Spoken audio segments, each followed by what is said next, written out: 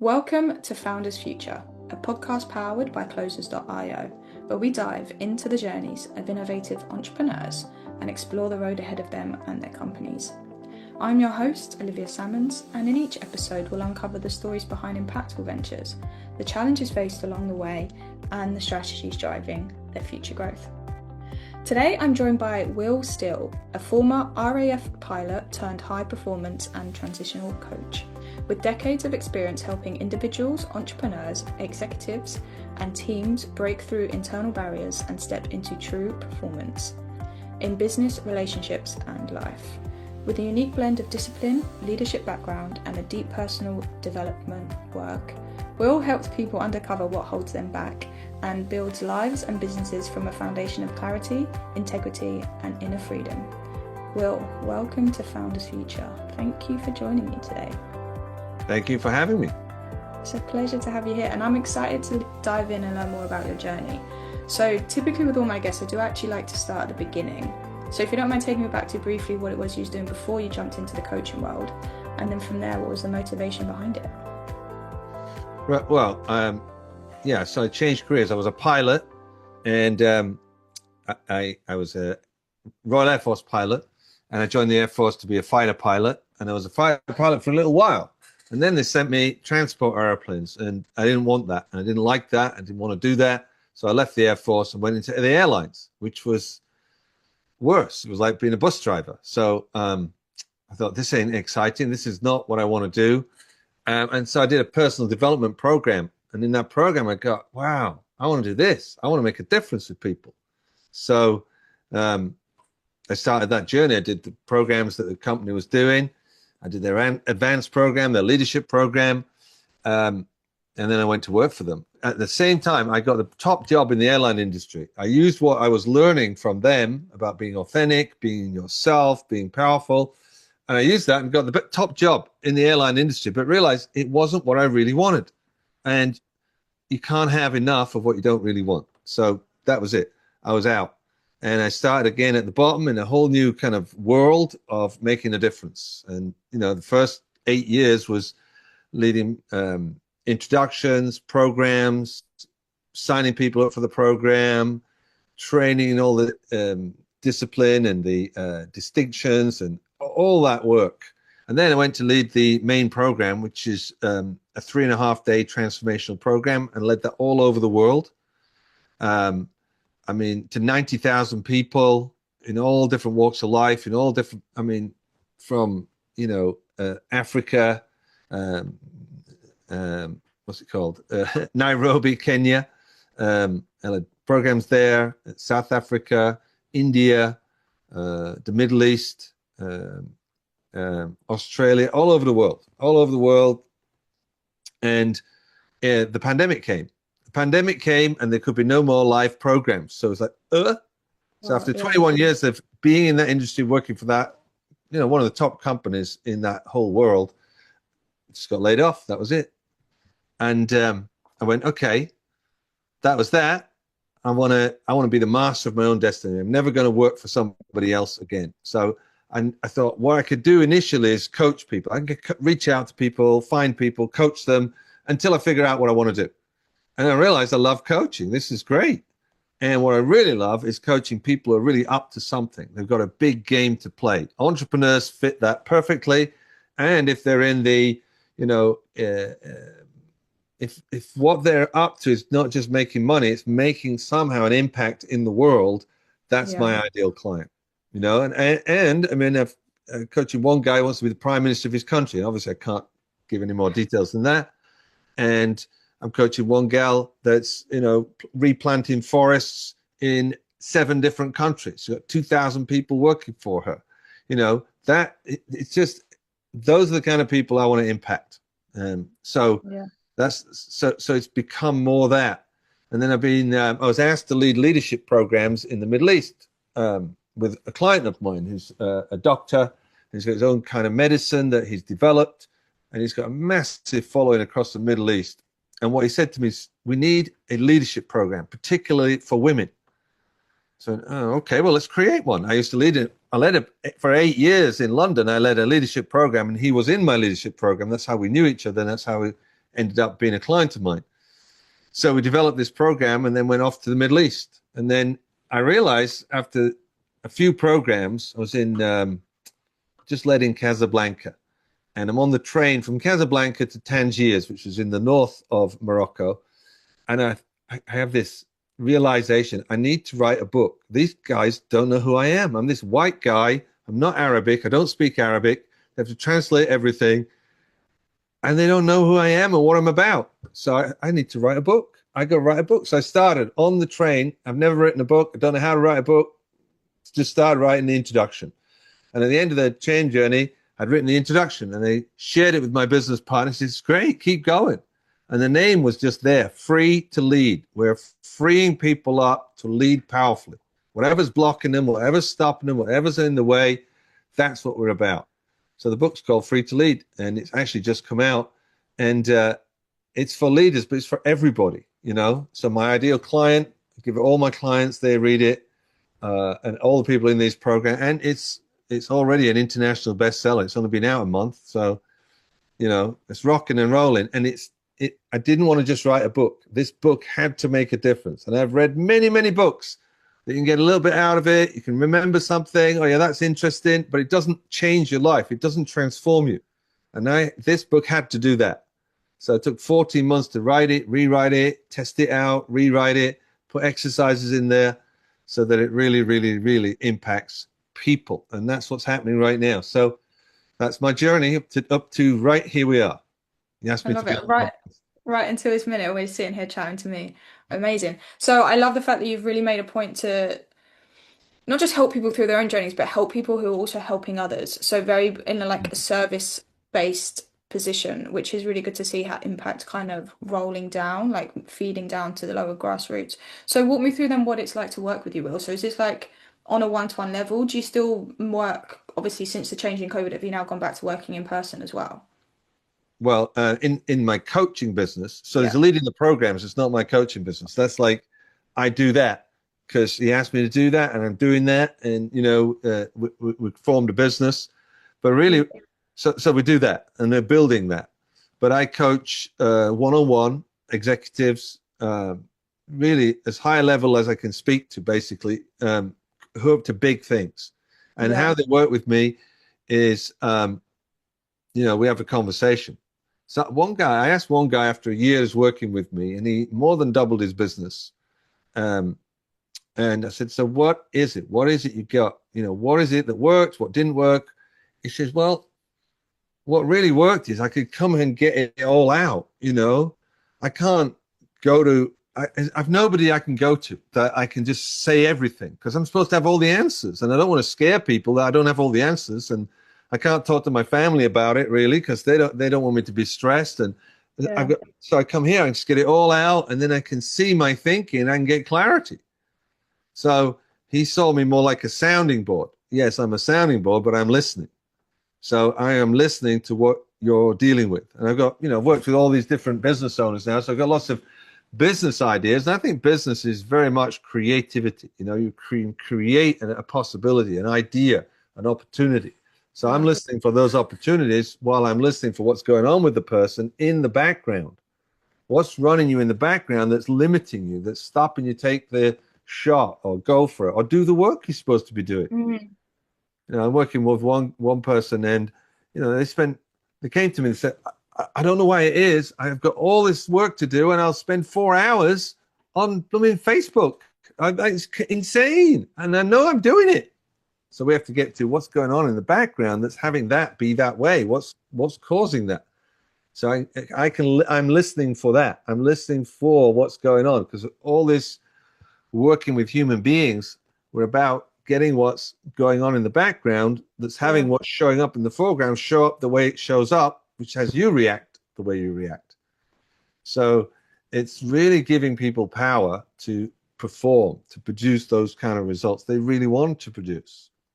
Amazing. So really going within them and helping them with that underlying message that's going on, that as you say, the voice at the back, bring that to the forward and take control from there. Well, So no, get to the bottom of it. So okay, this might be get the to the voice in bottom. the background. Oh, I don't really think I'm really cut out for this. I'm not really, you know, like people talking about imposter syndrome. But whatever they're saying, we've got to get what they're saying, and then you take that all the way back, and it might be something that started when they were 5 years old. Yeah. You know, oh, I found out they didn't want a boy, they wanted a girl. In fact, I was not planned. Oh man, they didn't want me. So you go through your life making up for not being wanted. In my case, my case. So I decided I'm the best, and I've proved my whole life I'm the best, and I've had to do that. But it's been driven. So every time we produce a result from that, it's not fulfilling. Mm. Not left fulfilled. Oh, this is brilliant. This is it. No, it's like, okay, now what? What's next? You never stop. You never stop. It keeps going. So walk me through then how you go like about acquiring your customers. So like in terms of channels or methods, what are you finding the most effective for yourself? Yeah, Um, the most effective is referrals. okay. You know, people get the difference made to them, right? And then they just naturally want to recommend it. It doesn't just happen like that. I have to chivvy them on a bit, say, hey, is anybody out there you could see I could make this difference for them that would make a difference for you if they had that difference made with them. Mm. And that actually works really well. I mean, at this level that I'm working at, it's a very high level, you know, and I've worked with coaches for myself, being coached myself, and the stuff they're throwing out there, it's just like, I don't see my level of guy or gal going for that. Do you know what I mean? I can't see them responding to an ad or responding to that. So I've struggled with the social media and stuff in that it feels a bit inauthentic. I'm doing it and I'm speaking it. I'm very Mm. happy now I've got the book because that's very easy to talk about and it makes a difference. And it's not even like, I don't even feel like I'm selling it. I mean, it's so cheap to buy a book. Then, no, just buy the book and read the book, for crying out loud. It's not like selling me my services. Whereas, when we're having a serious conversation about what someone's dealing with, and I can definitely help with that, it's about impacting them. It's about helping them. It's about serving them. So it really is more of an intimate conversation. And Mm. referrals is the best way. Otherwise, I really don't like selling to people, although I've done it and I can do it, but there's Yeah. so much of relatedness needs to happen. And leading the programs in the Middle East, if you spend 3 days leading a program to people, or 5 days in some case, they've got a pretty good idea if you're the guy they want to be coaching them, and they approach me. So So that's very how I big on do it. the yeah, on the referrals and the connection base coming in. It's just how do you handle the inconsistency? Because as you say, they come to you, you put them out, but they don't always come in. So how do you kind of overlap that and deal with the inconsistency in lead flow when you're just relying on referrals coming through?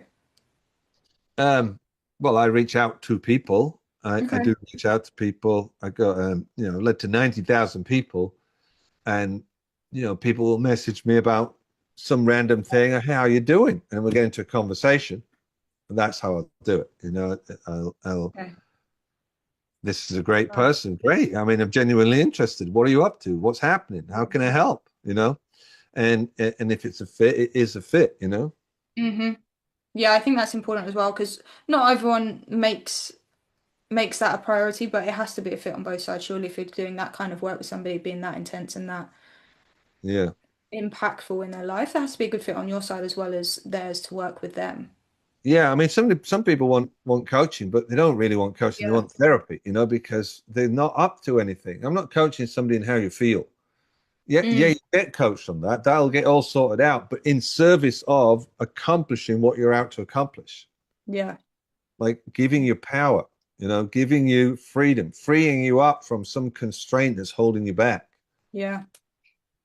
So have to be willing to kind of put the effort in on their side as well. And then, so Will, what do like the next 6 to 12 months have in store for you? Are you looking to kind of take the coaching program to another level and scale it forward? Like, what is your goal and your plan moving forward? Well, I do coach. I do have group coaching as well. I started that some time ago. So I have small group coaching programs, but I end up one-on-one coaching each person in the group, right? So they couldn't be a lot bigger than they are. Um, so scaling, I mean, doing the programs in the Middle East, that seems to be a good source of clients for me. Um, um, I just don't know if, I mean, just the infrastructure to scale up and have all the different coaches that can coach people. So it's not just me coaching people. Yeah. That's what I need to do. But it's really, for me, what's missing is having some staff that are really good at organizing all of that. Organizing and being, understanding what it is I do to such a deep level that they can reproduce that. I mean, I'd obviously have to train the coaches, but it's onboarding those coaches, bringing those coaches on board, but also getting the right, enough clients to meet that kind of demand. Yeah. Yeah, You with know? the like to help with that influx again, it's kind of what I mentioned earlier. It'll be whether it is adding on kind of any form of paid ads to bring in that lead flow so that you can obviously scale to that level of coaches. And then from there, handing over the business to people you might not necessarily know. Is that a big thing for you as you look to grow the team, maintaining that level of trust and alignment, like as you move forward? Um, well, it's like I trust people and I monitor what they do, make sure what they're doing is actually what they say they're going to do. Because, Mm. at the end of the day, I'm accountable. I'm the one paying everything. So, um, and I coach other people in that, in delegating, being able to delegate it. Yeah. But you have to let it go at some point. Uh, but I've been successful enough with really high end clients that I've got. But it has. I mean, I don't want to really scale I don't know. A lot of what's out there for coaching is not what I would call coaching. It's not really coaching. It's Yeah. I've gone from A to B. I'll show you how to get from A to B. Here's my program. Well, if you're running your business and you're in a particular field that there's not very many people doing what you're doing. You can't come and I can't just sell you a program and that's going to fix you. It doesn't work that way. You've got to really Mm. work with the person. So that's my dilemma, how to scale that, you know? Yeah. And keep that connection, as you say, like Yeah. on the fulfillment side of it as well, just making sure that the experience is still the best that it can be. So that is the Yeah. challenge moving forward. How do we scale with integrity and take it from there? Well, no, I do have, people like myself, I know, who are coaching at my level. It's not very many people. The training I had to coach people was super intense, and most people Mm. don't make it. They just simply don't. Um, um, but so I have, with the pandemic and people having to leave the company, I've got people in my old company I could go to and, say, hey, I already Yeah. have, but I've never been able to get enough clients that I couldn't handle. I can handle them all Mhm. so far anyway. So it'd have to be a lot more to be able to palm them off, if you like. Sure. Yeah. No, I Bad get choice of words, but match them up with the right person for them, um, who can coach and I know can coach. I just let go of it. They can coach at my level. I don't have to think about it. I know they can. yeah. And we'll take it from there. And Will, I have one final question to ask you before we log out. So, if you could go back in time, if you could go back to a younger self, and you could only leave yourself with one piece of advice moving forward, something you know now, but that you didn't know then, what would you say to yourself?